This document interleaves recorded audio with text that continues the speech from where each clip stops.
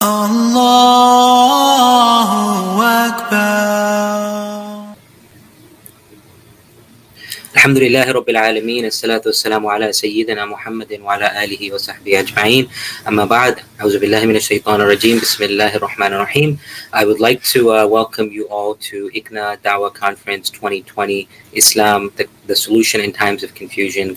Inshallah, we have, I will be your host for the session titled The Golden Ticket, and we have an amazing lineup of speakers. So, inshallah, with that being said, I would like to introduce our first speaker.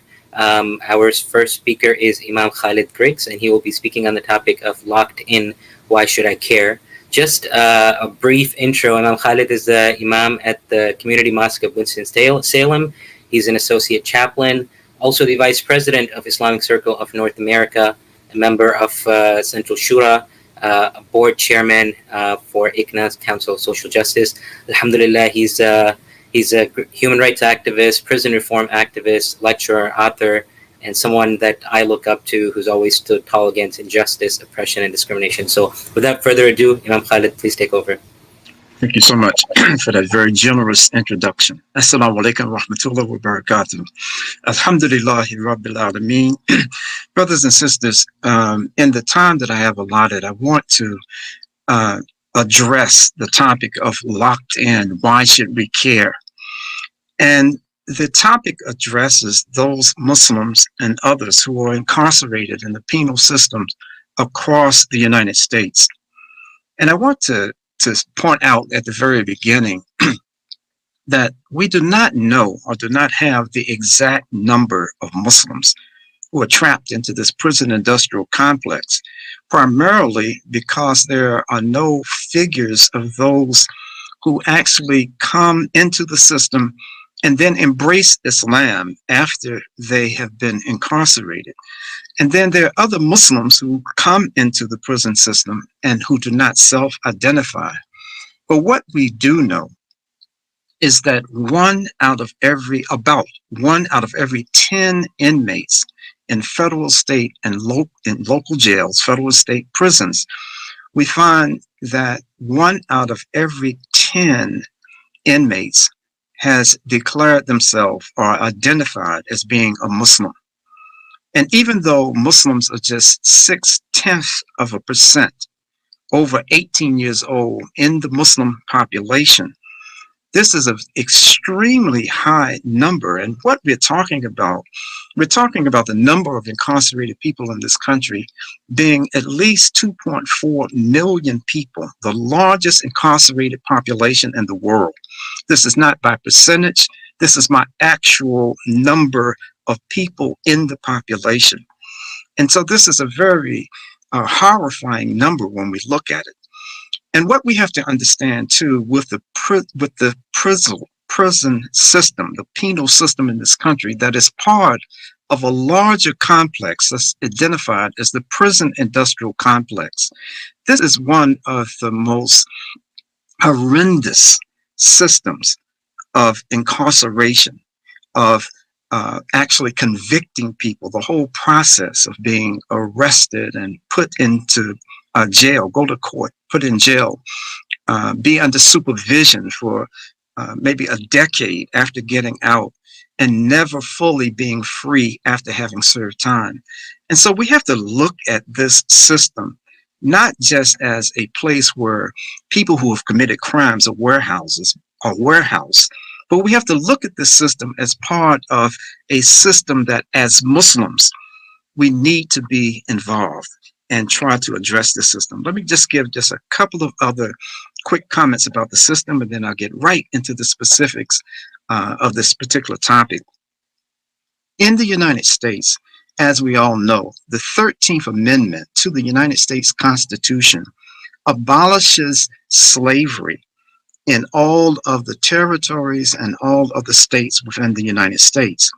But in that 13th Amendment, there's a kind of a loophole. And this loophole states that there can be no enslaved people in this country unless they have committed a crime.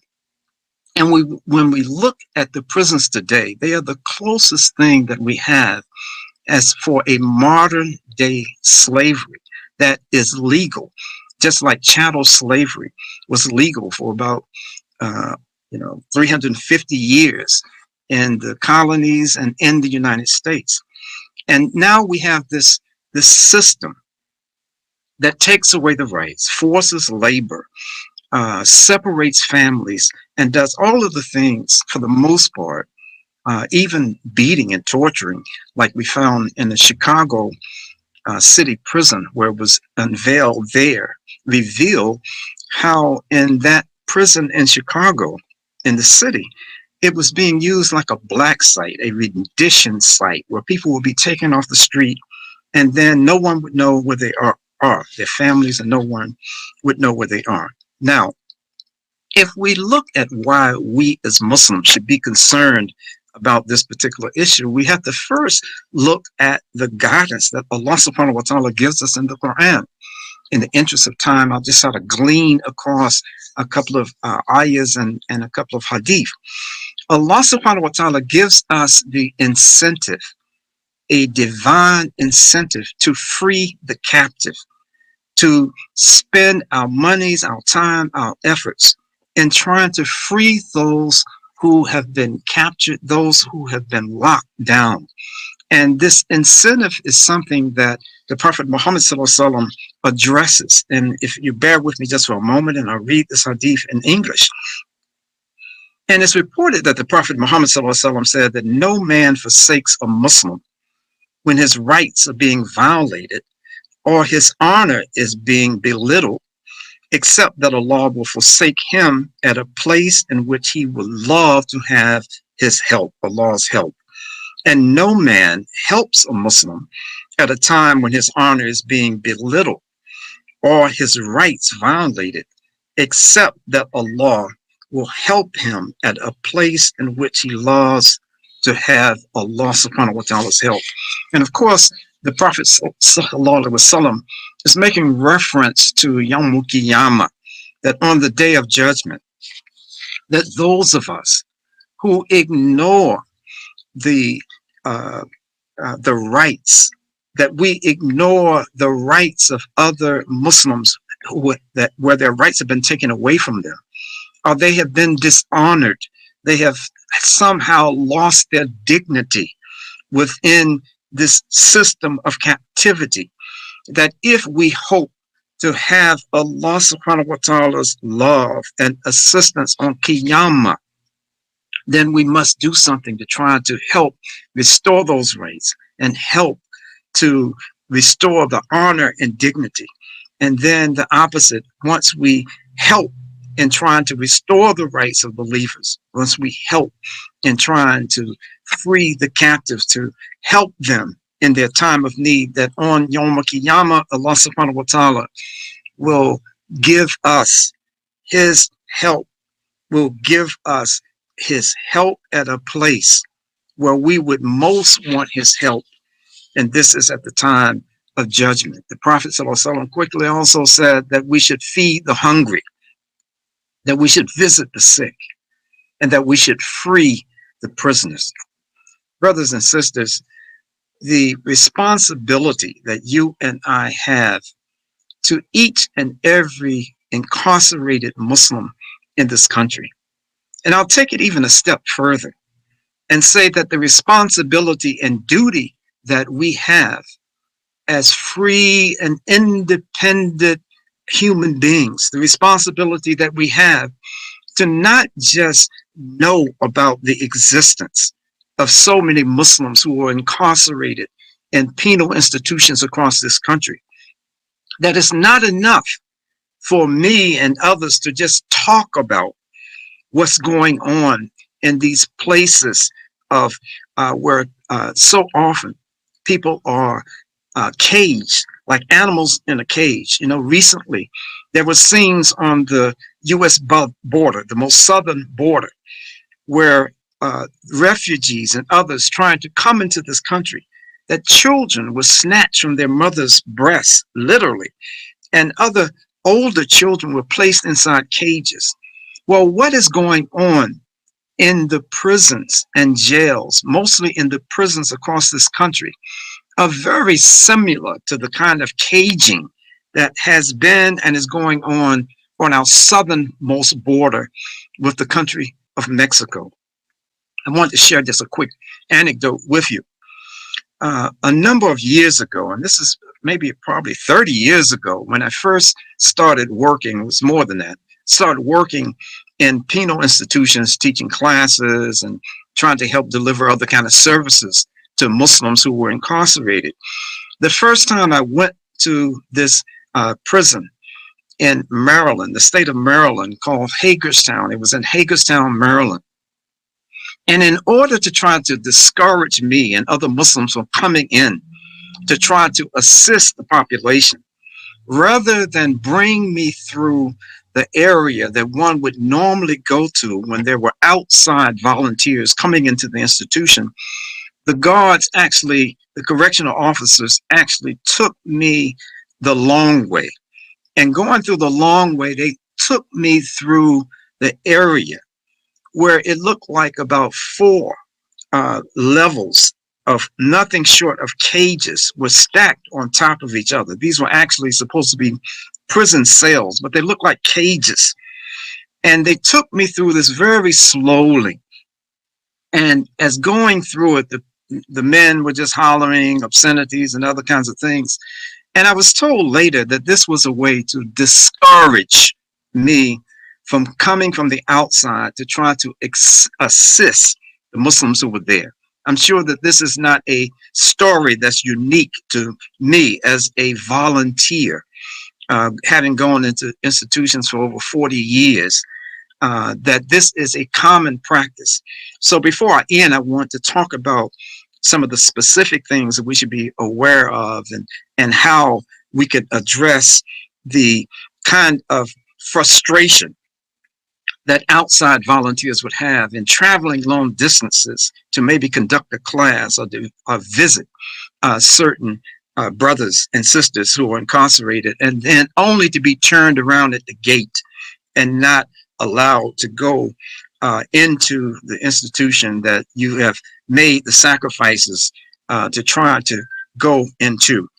I think it's very important too for me to point out that the attitude that we should have about Muslims and others who are incarcerated. Sometimes persons like myself, we need a reality check. We need to check our attitudes that we may come from the outside and bring. And that attitude in particular is the attitude that if a person is incarcerated, then they must have done something wrong. This is a very incorrect, statistically, it's an incorrect attitude for us to harbor. And it is reflected, if we don't rid ourselves of this, in our interaction with those who are incarcerated.